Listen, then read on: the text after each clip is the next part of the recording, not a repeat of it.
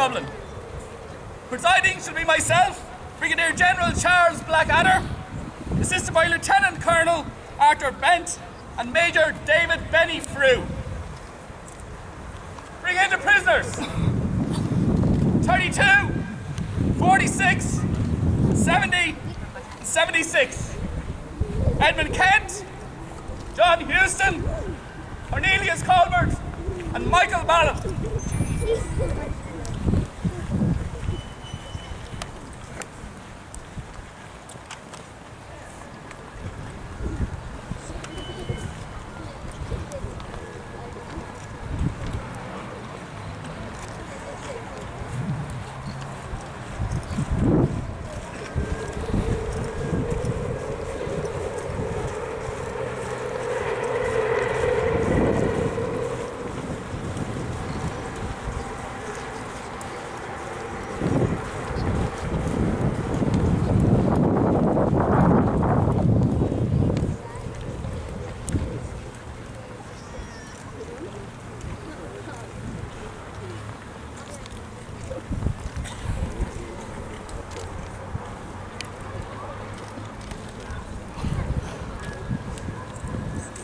Attention!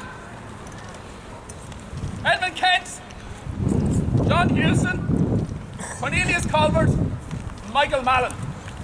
You are hereby charged that you did an act to take part in an armed rebellion and a waging of war against His Majesty the King. Such an act being of such a nature as to be calculated to be prejudicial to the defence of the realm, and being with the intention and for the purpose of assisting the enemy. How do you plead? Not guilty. I have nothing to say.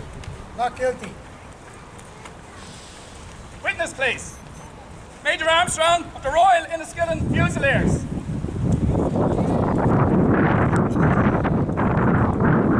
Speak, sir. I was at St. Patrick's Park on the 30th of April, 1916. British troops were on the fire. The fire came from the neighbourhood of Jacob's factory. 7 casualties occurred. I was on the fire. I was present at 5 p.m. when the party from Jacob's factory surrendered. I directed an officer to make a list of unarmed men. The accused, Edmund Kent, surrendered. I was one of the party and was at the head of it. His name was not on the unarmed list. His name was on the armed list, and he appeared at the head of it. And he informed me he was Director Commandant. I asked him to give orders. He did so, and they were obeyed. The accused, Cornelius Colbert, was also present and dressed men in the uniform of the Irish Volunteers. The men who surrendered at this spot came in the direction from which firing had taken place during the week. Thank you, Major.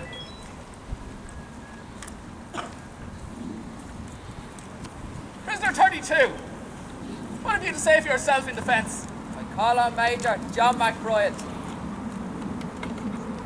Bring John McBride.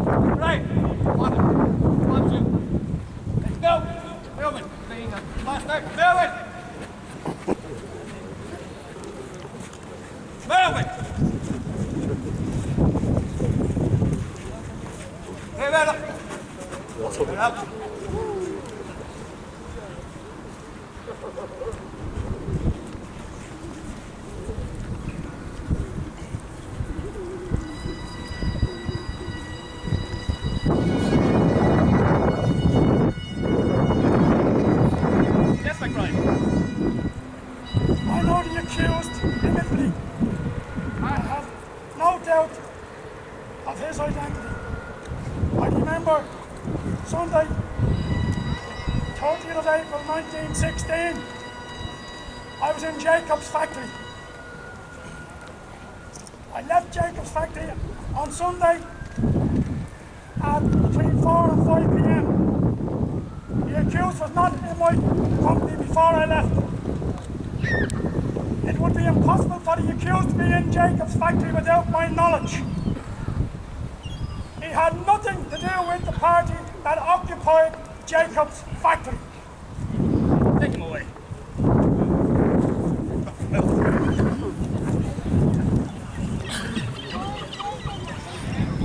Prisoner 70. What have you to say in your defence, sir? I have nothing to say. I now call on the witness in the case against Sean Houston, Captain A.W. McDermott, of the 7th Battalion, Royal Dublin Fusiliers.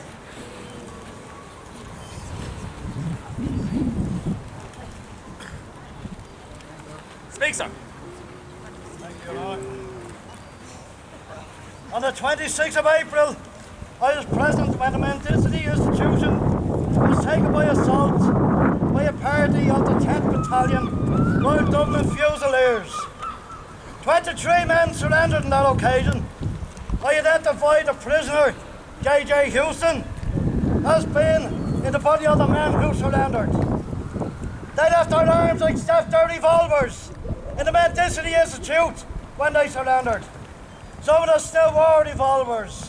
One officer of the 10th Royal Dublin Fusiliers was killed and 9 men wounded by fire from this institute on the 24th of April. I searched the building when they surrendered. I found several rifles, several thousand rounds of ammunition for both revolvers and rifles. I found 6 or 7 bombs charged with fuses and ready for use. An order signed by James Connolly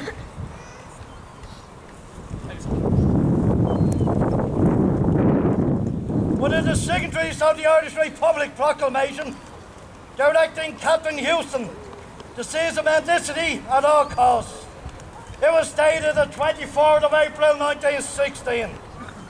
James Connolly signed as Commandant General Dublin Division. Also papers detailing the men for various duties in the Mendicity Institute. All these papers are headed Army of the Irish Republic. Also 2 messages, books signed by Houston, Captain. What contained the copies of messages sent to Commandant General Connolly, giving particulars of the situation in the Institute. Another message dated the 23rd states, I hope we will be able to do better next time. Houston commanded a party of men who surrendered. Thank you, sir. Prisoner 46. What have you to say in your defence, sir? A message in the notebook produced, saying, "I hope we can all do better next time," is not mine. The Order Connolly addressed to Captain Houston is not addressed to me, as my name is John Houston. I had no intimation of the nature of the charge against me until this morning. I take it as your defence, Arrest? Yes, Witness, please, in the case against prisoner 78, Michael Mallon, Constable John O'Connell of the Dublin Metropolitan Police. Speak, sir. I know the prisoner, Michael Mallon. There is a paper called the Workers' Republic, in which it's been stated that the prisoner is Chief of Staff of the Citizen Army. I have known the prisoner about 9 or 10 months. I've seen him marching with the Citizen Army, and he's marched with James Connolly and the Countess Markovich, and has led them in the company with James Connolly. Thank you, Constable. Prisoner 78, do you wish to cross-examine the witness? Constable, how do you know if I or James Connolly was in command and marched with the Citizen Army? I do not know whether the prisoner was in command or James Connolly when marching with the Citizen Army. I never saw the accused as a drill instructor or a band instructor. I never heard him make any speech at all. I've only seen it in the paper that the prisoner was Chief of Staff of the Citizen Army. Who are these organisations? Are the Irish Citizens Army and Irish Volunteer not one and the same? The Citizen Army and the Irish Volunteers are two distinct bodies. The Army is under the control of James Connolly. There's a slight difference in the uniform of the two armies, and that concludes my evidence.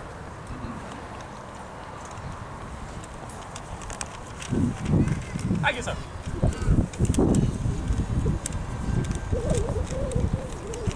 Mr. Mallon?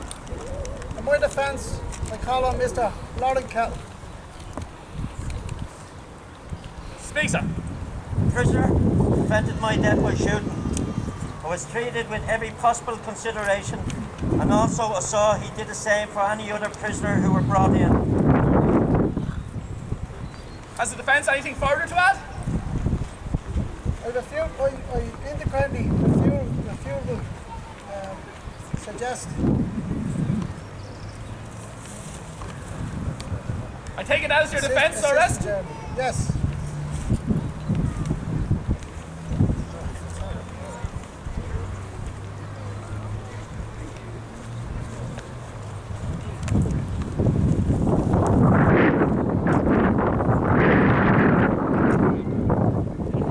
Prisoners 32, 46, 70, 78.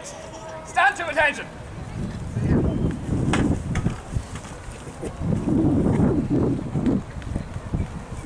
We have concluded our deliberations, and I, as the presiding judge of this military court-martial, hereby find each and every prisoner, Eamon Cant, Sean Houston, Cornelius Colbert, and Michael Mallon, guilty. Guilty that they were involved in an armed rebellion against the Crown.